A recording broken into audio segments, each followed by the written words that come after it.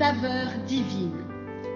Cette bonne nouvelle du royaume sera prêchée dans le monde entier pour servir de témoignage à toutes les nations. Alors viendra la fin. Ce pain céleste vous est présenté par Immaculée Niraneza. Bienvenue très chers amis à l'écoute de l'émission Saveur divine. Que le nom de l'Éternel soit loué. Je remercie le Seigneur pour le souffle de vie que nous avons ce matin. Toi qui m'écoutes et moi qui te parle, j'espère que nous allons tous être édifiés par ce que nous allons partager. Hier, je vous ai dit que le reste de la semaine, nous allons voir comment Jésus a les paroles de la vie éternelle. C'est ça qui va nous occuper dans les 4 jours qui sont devant nous. Bien avant cela, je voudrais vous rappeler le contexte de ce que nous allons écouter aujourd'hui. Il faut savoir que le ministère de Jésus-Christ sur terre a été le plus puissant qui n'ait jamais existé. Il a fait des signes, des miracles, des guérisons. Les prodiges et les résurrections ont accompagné ce ministère. Cependant, chers amis, Jésus était vraiment loin de faire l'unanimité. Malgré tout cela, Jésus n'a pas été aimé par tout le monde. Ah oui, il a eu des ennemis. Tout le monde n'a pas cru en lui. Et il a fini par la croix, ce que vous savez. Alors nous allons voir comment les disciples l'ont abandonné. Vous savez, Jésus-Christ aimait dire la vérité. On dit que toute vérité n'est pas bonne à dire, mais Jésus, lui, il n'avait pas peur de sortir toutes sortes de vérités lorsqu'il s'agissait de le faire. Alors, dans le livre l'Évangile selon Jean, nous voyons comment un jour les disciples ont été vraiment choqués par ce qu'il venait de dire. Jean chapitre 6 au verset 60, nous lisons « Après avoir entendu beaucoup de ses disciples dire « Cette parole est dure, qui peut l'écouter ?» Jésus savait en lui-même que ses disciples murmuraient à ce sujet. En effet, Jésus venait de leur dire plusieurs vérités les concernant. Les disciples n'ont pas tous apprécié le discours de Jésus-Christ et la suite nous montre qu'il y en a même beaucoup qui ont quitté Jésus à ce moment. Évangile selon Jean 6, au verset 65, nous voyons la suite.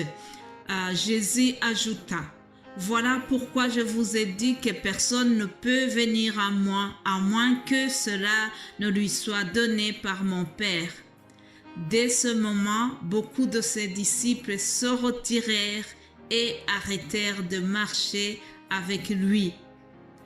Jésus dit alors aux 12, « Et vous, ne voulez-vous pas aussi vous en aller ?» Simon-Pierre lui répondit, « Seigneur, à qui irions-nous? Tu as les paroles de la vie éternelle. » Alléluia. Voilà là où j'ai trouvé le titre de la vidéo que vous regardez aujourd'hui. Tu as les paroles de la vie éternelle. Je vous ai dit tantôt que Jésus avait beaucoup de disciples, mais aussi beaucoup d'opposants, beaucoup de détracteurs, des religieux et des contestateurs, et même au sein de sa propre équipe, vous savez qu'il y en a un qui l'a trahi.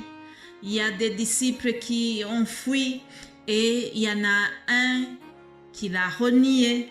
Celui-là, vous le connaissez. Ce n'était pas un ministère de rêve, chers amis.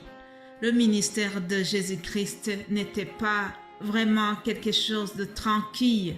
C'était un ministère difficile qui a fini à la croix, comme vous le savez. Le Fils de Dieu a terminé à la croix, mais Jésus-Christ savait ce qu'il faisait. Il savait bien où il allait. Il savait bien où il amenait les gens qui le suivaient. Jésus était là pour que les hommes soient sauvés. Alléluia. Jésus était venu pour que toi et moi, nous soyons sauvés, pour que nous ayons la vie éternelle. Alléluia. Mon frère, ma sœur, il faut vraiment le noter.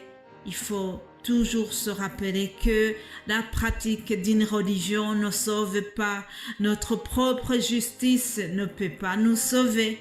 Seul le sang de Jésus-Christ qui a coulé à la croix de Golgotha pouvait nous laver et nous sauver. Vraiment, c'est ça qui nous a sauvés. Ce n'est pas vraiment notre propre justice, mais il a fallu que Jésus-Christ fasse couler son sang à Golgotha. Alors, comme je vous ai dit, beaucoup de ses disciples l'ont abandonné. Beaucoup l'ont quitté. Ils n'étaient pas contents. Ils ne voulaient pas entendre cette vérité de Jésus-Christ.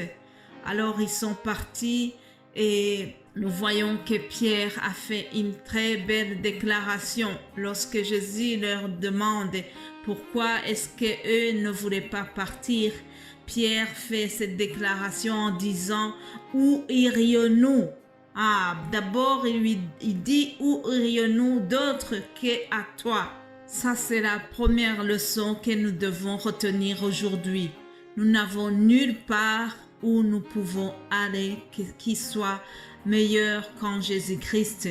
Quelle que soit la situation que vous traversez, vous devez savoir qu'il n'y aura jamais meilleur endroit pour vous.